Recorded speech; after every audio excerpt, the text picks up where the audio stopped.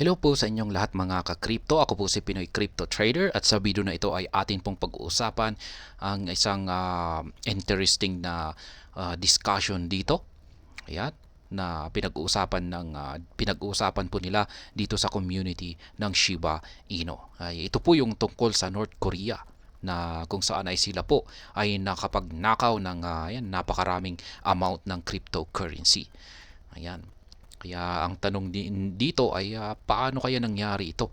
Yan, paano nakalusot ang mga ito or paano nila nalusutan ang mga otoridad? Ayan. Baka naman may hindi natin alam, baka naman may pangyayari dito na talagang sinadyang pinayagan ng mga otoridad na gawin ito ng North Korea. At ayan, bago po tayo magpatuloy ay nais ko po munang bigyang linaw ang aking disclaimer kung saan ang nilalaman po ng video na ito ay hindi po ito isang financial advice. For education and information purposes lamang po ang layunin nito. Maliban po dito ay nais ko na rin pong magbigay babala na wala pong kahit anumang group chat ang Pinoy Crypto Trader. Ayan, it's scary that these guys have amassed so much money. Ayan, nakakatakot daw po na ang North Korea. Ayan, alam na alam po natin siguro kung ano ang lahat ng tungkol dito sa North Korea. Ayan, kaya nakakatakot daw po kung marami silang napakalaking pera. Yan na kanilang nakolekta.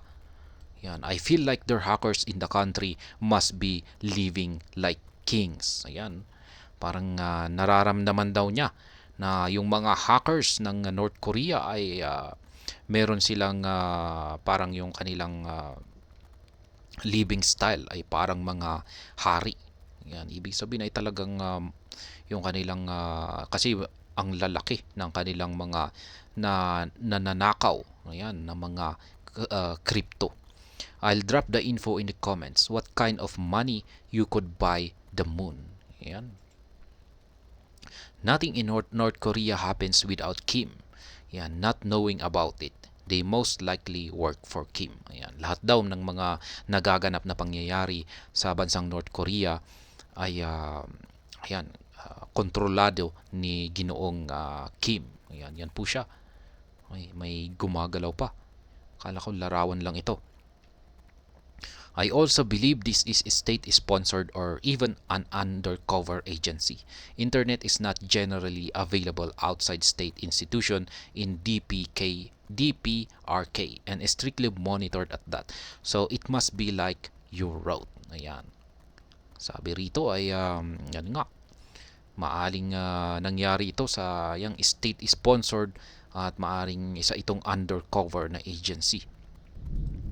Yan, talagang nakakapagtaka talaga ito. Living like kings in North Korea. Yan. So they get the occasional leftover meat from Kim's feast thrown in their daily gruel. Ayan, tanong po ito. Ayan. Masasabi nga ba natin na yan, pero meron nga bang ayan, living like kings? Ayan. Nabubuhay na parang isang hari sa bansang North Korea, parang malabo yata ito. Ayan, parang nag-iisa lamang yung tao na nabubuhay na parang hari.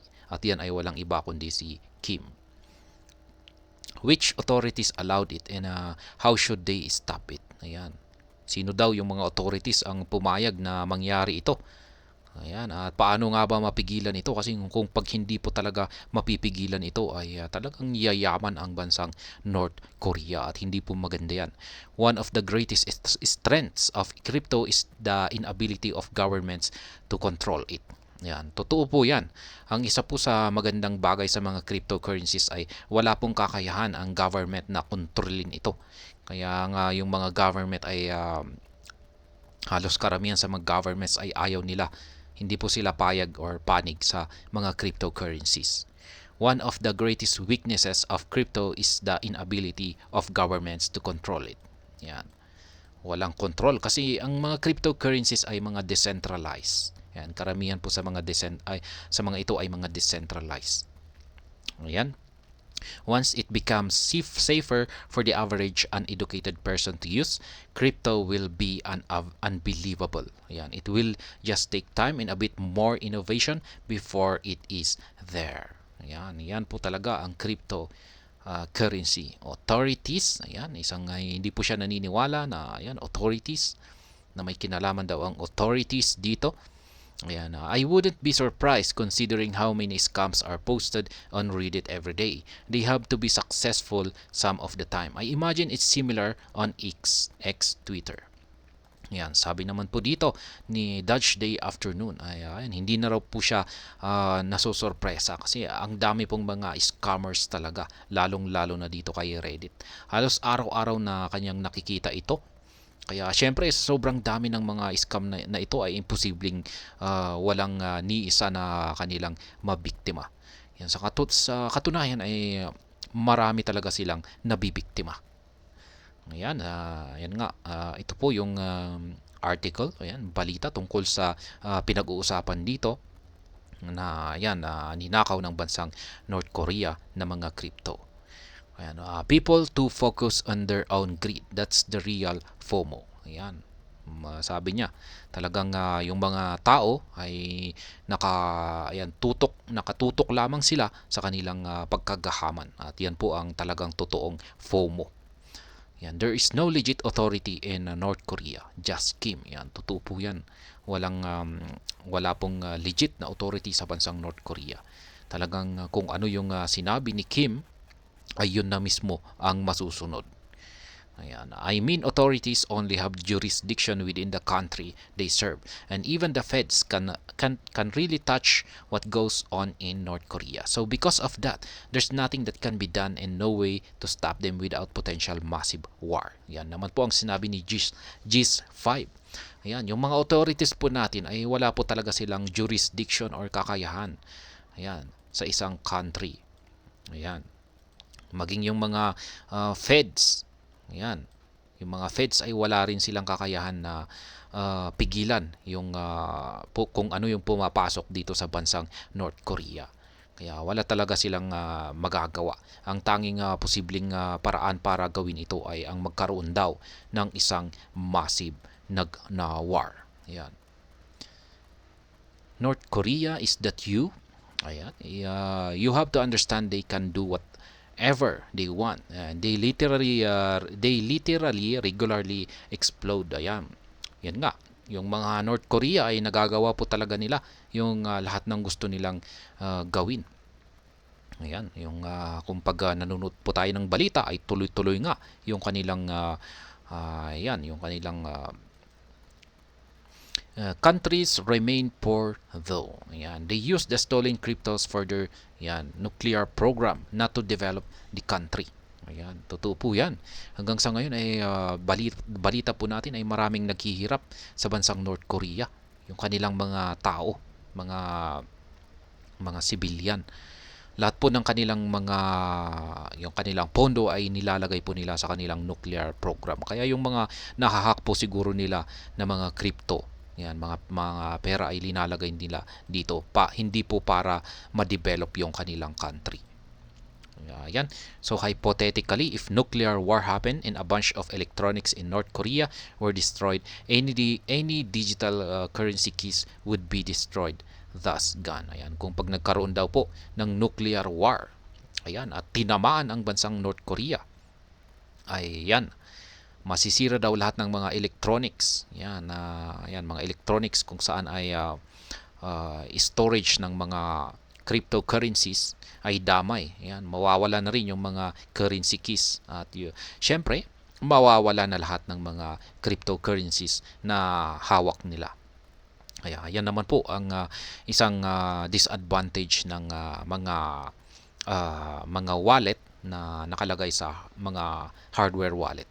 Yan, yung mga nakalagay sa tulad ng Ledger. Yan, maliban na lamang kung may backup ito sa internet, pero hindi na po safe kasi yan kung pag may connection siya sa internet. Kaya po tinawag po itong cold wallet kasi at safe na safe dahil walang connection sa internet. Ito lang talaga yung disadvantage niya kung pag nasira. Or gaya ng sabi ni groundbreaking dito na paano pag binagsakan ng isang nagkaroon ng nuclear one at binagsakan ang bansang North Korea ay talagang wala na ito. Yan, Rocket Man, do you realize all hackers from North Korea are from the government, right? Yan, ain't no random, yan, rural teen from New Korea. Yan, sabi niya dito, lahat daw ng mga hackers ay yan, from the government. Yan, wala pong civilian na North Korean na walang civilian na hacker sa bansang North Korea. Yan, tauhan po ng mga government yung mga hackers nila. Kaya kung meron silang nahahack na cryptocurrency, ay hindi na rin po nila ito nagagamit para sa kanilang sariling kapakanan. Yan, napupunta ito sa kanilang government. Kaya yan, this is a very good reason crypto won't really bull until the security is up to standard. Yan. Yan po ang sabi naman dito ni Derek. Hindi raw po magkakaroon ng bull market kung yung nananatiling ganito pa rin yung sitwasyon ng crypto na yan, maraming kung saan ay napupunta ito sa yan. Kaya kailangan daw na mapigilan or ma-improve yung security system ng mga cryptocurrencies para hindi madaling nakawin. Ayan, at gamitin sa maling paraan. Ayan, lalong-lalo na pag ninanakaw ito para gamitin sa hindi magandang bagay katulad ng yan ng nangyayari ngayon. At ayan, hanggang dito na lamang po tayo sa video na ito. Sana po ay inyong nagustuhan ang aking paliwanag dito. Kung inyo po itong nagustuhan ay pakiclick lamang po ang like button nito. Para naman po sa mga bago lamang dito, kayo po ay aking inaanyayahan para mag-subscribe.